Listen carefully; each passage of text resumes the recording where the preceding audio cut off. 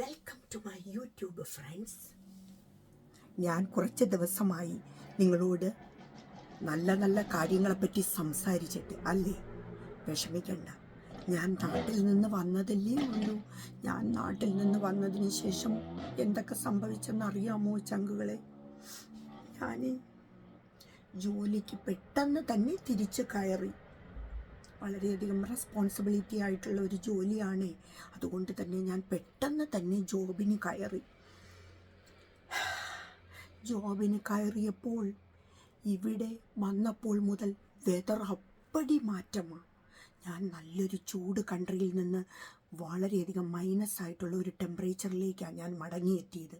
അപ്പോൾ തന്നെ നിങ്ങൾക്ക് മനസ്സിലായി കാണുമല്ലോ, എൻ്റെ ബോഡി അതുമായിട്ട് അഡ്ജസ്റ്റ് ചെയ്യാൻ ഒരുപാട് സ്ട്രഗിൾ ചെയ്തു. നിങ്ങൾക്ക് ആർക്കെങ്കിലും അങ്ങനെ പറ്റിയിട്ടുണ്ടോ ചങ്കുകളെ?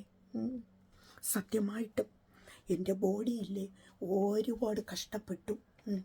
എൻ്റെ കബോർഡിൽ ഇവിടെ ഒരു കണ്ണാടി ഞാൻ പുതിയതായിട്ട് വെച്ചതാണ്. അപ്പം ഇതിൽ കൂടി എനിക്ക് കാണാം, നിങ്ങളോട് സംസാരിക്കുകയും ചെയ്യാം.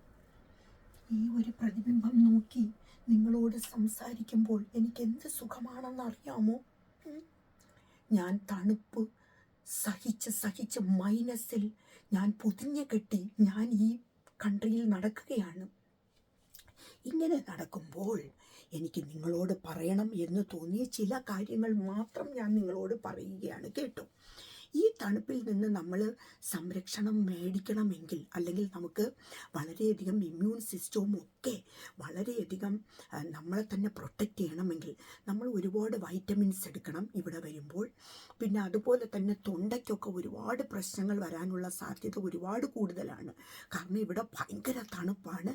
ഈ തണുപ്പിൽ നമ്മളെ സംരക്ഷിച്ചില്ലെങ്കിൽ ഒരുപാട് അസുഖങ്ങൾ വന്ന് നമ്മളെ കിടത്താനുള്ള സാധ്യത ഒരുപാടുണ്ട്.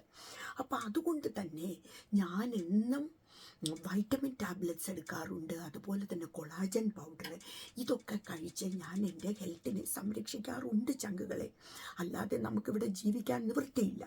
പ്രത്യേകിച്ച് ഞാൻ ഒറ്റയ്ക്കായ ഒരു സമയത്ത് ഞാനിവിടെ താമസിക്കുമ്പോൾ, നമ്മളിപ്പോൾ ഒറ്റയ്ക്കൊരു കൺട്രിയിലാണെങ്കിൽ നമ്മളെ കൂടുതൽ നമ്മൾ സംരക്ഷിക്കണം, അല്ലേ?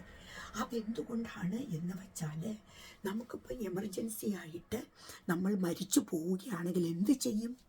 പെട്ടെന്ന് നമുക്ക് നമ്മുടെ ജീവിതത്തിന് യാതൊരു ഗ്യാരൻറ്റിയും ഇല്ല ചങ്കുകളെ. ചിലപ്പോൾ ഞാനിവിടെ രാത്രി ഉറങ്ങിക്കിടക്കുമ്പോൾ മരിച്ചു പോയാൽ എന്ത് ചെയ്യും?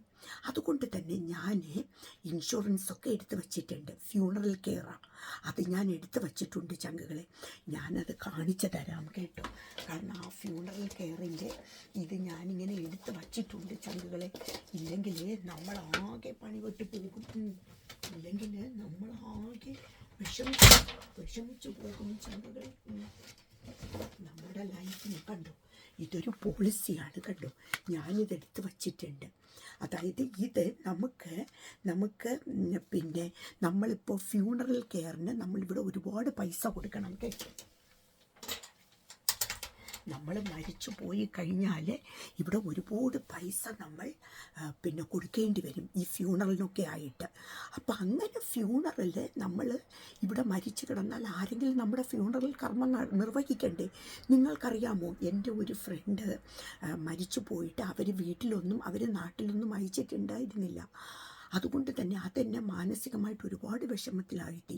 അതുകൊണ്ട് തന്നെ ഞാൻ ഡിസൈഡ് ചെയ്തു, ഞാനൊരു ഫ്യൂണറൽ കെയറിൽ ചേരണമെന്നും അതെടുക്കണമെന്നും ഡിസൈഡ് ചെയ്തു. അപ്പോൾ അതൊക്കെ എടുത്തിട്ട് ഞാനത് ഡിസൈഡ് ചെയ്ത് ഇതെടുത്ത് വച്ചിട്ടുണ്ട്. കാരണം വേറൊരു കൺട്രിയിലാണ്, നമ്മളെ എവിടെയെങ്കിലും ഇട്ട് കളഞ്ഞാൽ എനിക്ക് പറ്റില്ല. നമ്മുടെ നാട്ടിൽ തന്നെ നമുക്ക് സംസ്കരിക്കാം. അപ്പം അതിനുള്ള ഒരു മുന്നോടി എന്നോണം ഞാൻ ഇതൊക്കെ എടുത്ത് വച്ചിട്ടുണ്ട്, കേട്ടോ. അപ്പം അങ്ങനെയൊക്കെ ഞാൻ എന്നെ തന്നെ സംരക്ഷിക്കുകയാണ്. കാരണം നമുക്ക് നാളെ എന്താണെന്നോ, അല്ലെങ്കിൽ ഇന്നത്തെ ദിവസം ഇങ്ങനെ പോകും, പക്ഷെ നാളെ നമ്മൾ എന്തെങ്കിലും വന്നു പോയാൽ നമ്മൾ തന്നെ ആയിരിക്കണ്ടേ അതിൻ്റെ റെസ്പോൺസിബിലിറ്റി ഏറ്റെടുക്കേണ്ടത്. അപ്പം നിങ്ങൾ അതിനെപ്പറ്റി ചിന്തിച്ചിട്ടുണ്ടോ? ആരെങ്കിലും നിങ്ങൾ ചിന്തിച്ചിട്ടില്ലാത്തവരുണ്ടെങ്കിൽ അതിനെപ്പറ്റി കൂടി ചിന്തിച്ചോളൂ, കേട്ടോ എന്ന് പറഞ്ഞുകൊണ്ട് റീന ഇവിടെ നിർത്തുകയാണ്. Love you all, by.